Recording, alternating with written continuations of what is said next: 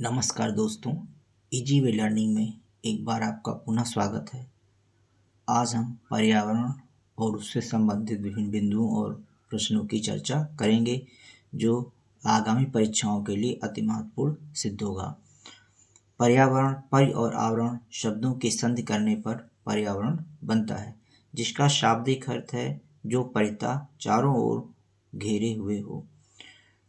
अब प्रश्न उठता है कि कौन किसे घेरे हुए है। इसका उत्तर है समस्त जीवधारी को अजैविक या भौतिक पदार्थ घेरे हुए है।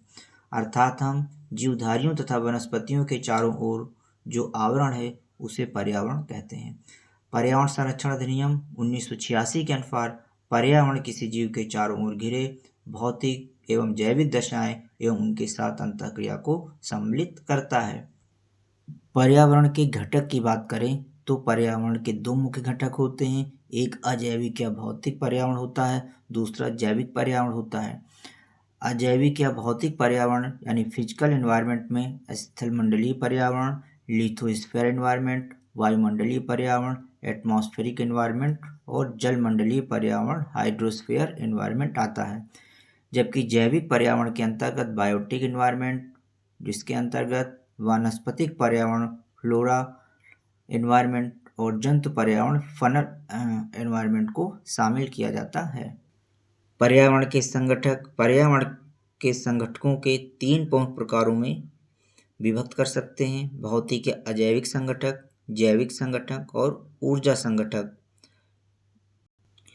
भौतिक संगठक के अंतर्गत स्थल, वायु तथा जल एवं उनके उपसंगठकों को शामिल किया जाता है, जबकि जैविक संगठनों के अंतर्गत तीन प्रमुख उपसंगठक आते हैं, जिसके अंतर्गत पादप संगठक, मनुष्य समेत जंतु संगठक तथा सूक्ष्म जीव तंत्र को इसमें शामिल किया जाता है।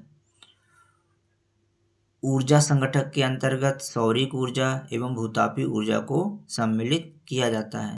अब कुछ ध्यान देने योग्य बातें हैं, जैसे राजीव गांधी के नेतृत्व में पर्यावरण एवं वन मंत्रालय का सृजन 17 सितंबर 1985 को किया गया था। पर्यावरण संरक्षण अधिनियम 1986 ईस्वी में पारित किया गया था। इंदिरा गांधी द्वारा 1972 में वन्य जीव संरक्षण अधिनियम 1972 को प्रारंभ किया था। राजीव गांधी ने अपने शासनकाल में गंगा कार्य योजना, गंगा एक्शन प्लान 1985 में शुरू किया था। राष्ट्रीय हरित न्यायाधिकरण अधिनियम 2010 में पारित किया गया। प्रथम बार चौथी पंचवर्षीय योजना के दौरान पर्यावरण को विकास के साथ जोड़ा गया। परीक्षा की दृष्टि से महत्वपूर्ण प्रश्नों की चर्चा कर लेते हैं। पर्यावरण के प्रमुखता तीन संगठक हैं, जैसे भौतिक या अजैविक संगठक, जैविक संगठक तथा ऊर्जा संगठक। आदिमानव की भौतिक पर्यावरण की कार्यात्मकता में भूमिका किस प्रकार थी? पाता तथा दाता, रिसीवर और कंट्रीब्यूटर की थी।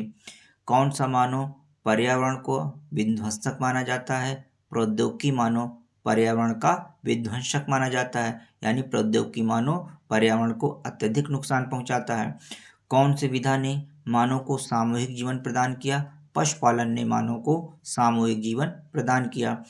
खेती की सर्वाधिक पुरातन प्रणाली कौन सी है? झूम कृषि खेती की सर्वाधिक पुरातन प्रणाली है। विश्व तथा भारत में आज भी झूम या स्थानांतरण कृषि कहाँ प्रचलित है? दक्षिण एवं दक्षिण पूर्वी एशिया एवं पूर्वोत्तर भारत में झूम कृषि आज भी प्रचलित है। सांस्कृतिक पर्यावरण के अंतर्गत विभिन्न तत्वों का विकास एवं संवर्धन किस काल में संभव हुआ? कृषि विकास के विभिन्न चरणों में एवं अवस्थाओं में संभव हुआ। मानव भूगोल के जन्मदाता की संज्ञा किसे प्रदान की गई है? फ्रेडरिक रेडजल को मानव भूगोल के जन्मदाता की संज्ञा प्रदान की गई है। मनुष्य के लिए सर्वाधिक कार्यक्षम तापमान एवं आर्द्रता कितनी है? 25 डिग्री सेंटीग्रेड तापमान और 60% आर्द्रता है। औद्योगिक क्रांति सर्वप्रथम कहाँ प्रारंभ हुई? इंग्लैंड में सर्वप्रथम औद्योगिक क्रांति प्रारंभ हुई। पर्यावरणीय समस्याओं का प्रादुर्भाव कब से प्रारंभ हुआ? औद्योगिक क्रांति एवं आर्थिक निश्चयवाद से। Make vision cloud seeding to induce precipitations, यानी मेक विजन में किन प्रौद्योगिकी का प्रयोग किया जाता है? ठोस कार्बन डाइऑक्साइड एवं आयोडीन के यौगिक का उपयोग किया जाता है।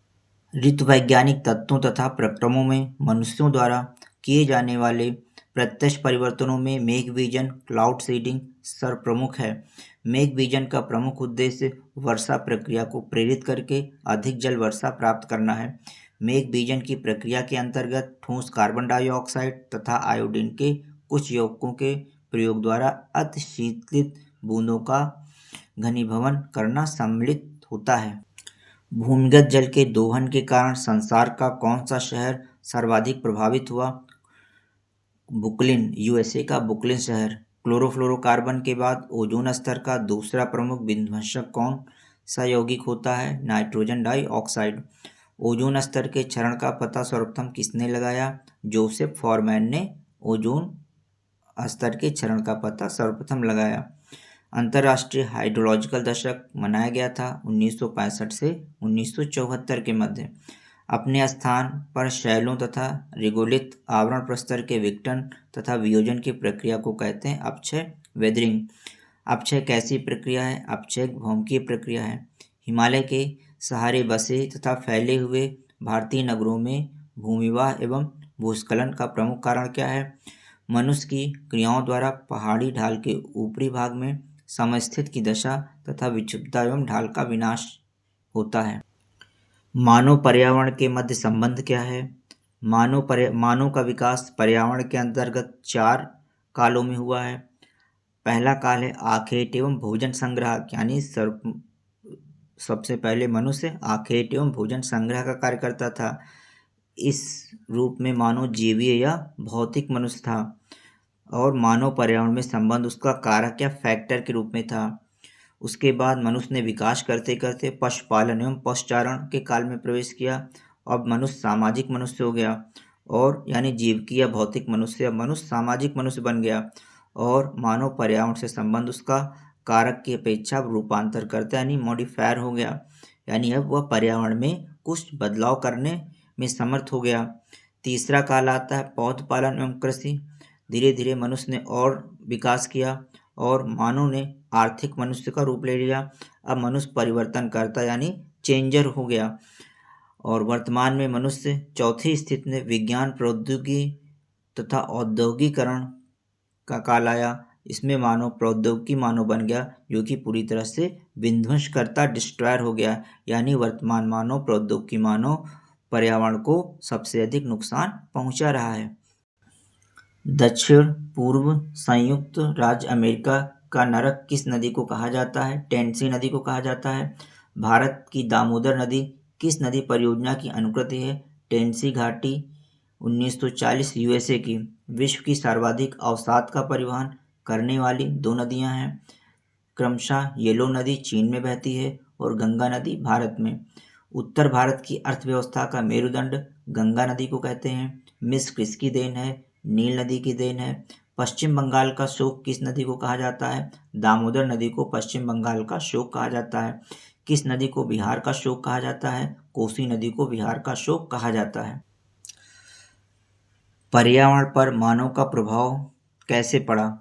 पर्यावरण पर मानव ने प्रत्यक्ष प्रभाव और अप्रत्यक्ष प्रभाव डाले। प्रत्यक्ष प्रभाव के अंतर्गत जैसे भूमि के उपयोग में परिवर्तन किया मनुष्य ने निर्माण एवं उत्खनन कार्य किए, मौसम रूपांतरण कार्यक्रम किया और नाभिकीय कार्यक्रमों में के द्वारा जो है पर्यावरण को प्रत्यक्ष रूप से परिवर्तित करने का कार्य किया।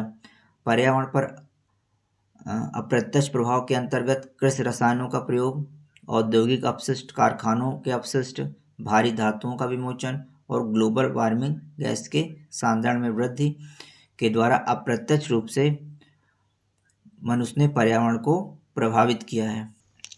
भोपाल गैस त्रासदी कब और किसके कारण हुई थी? 3 दिसंबर 1984 को मिथाइल आइसोसाइनाइड मिग गैस के रिसाव के कारण भोपाल गैस त्रासदी हुई थी। चेरनोबिल परमाणु दुर्घटना कब और किस देश में हुई थी? 26 अप्रैल 1986 को यूक्रेन के चेरनोबिल परमाणु दुर्घटना हुई थी।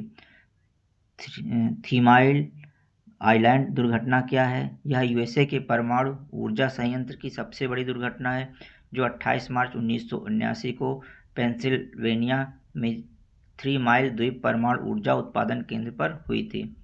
तो दोस्तों आज के वीडियो में इतना ही रखते हैं। फिर आने वाले वीडियो में और इसके आगे परीक्षा उपयोगी महत्वपूर्ण जानकारियों के साथ उपस्थित होंगे। यदि आपको यह वीडियो अच्छा लगा हो, उपयोगी लगा हो, तो हमारे चैनल इजी वे लर्निंग को लाइक करें, सब्सक्राइब करें और शेयर करें ताकि इसका लाभ अधिक से अधिक लोगों को मिल सके। धन्यवाद।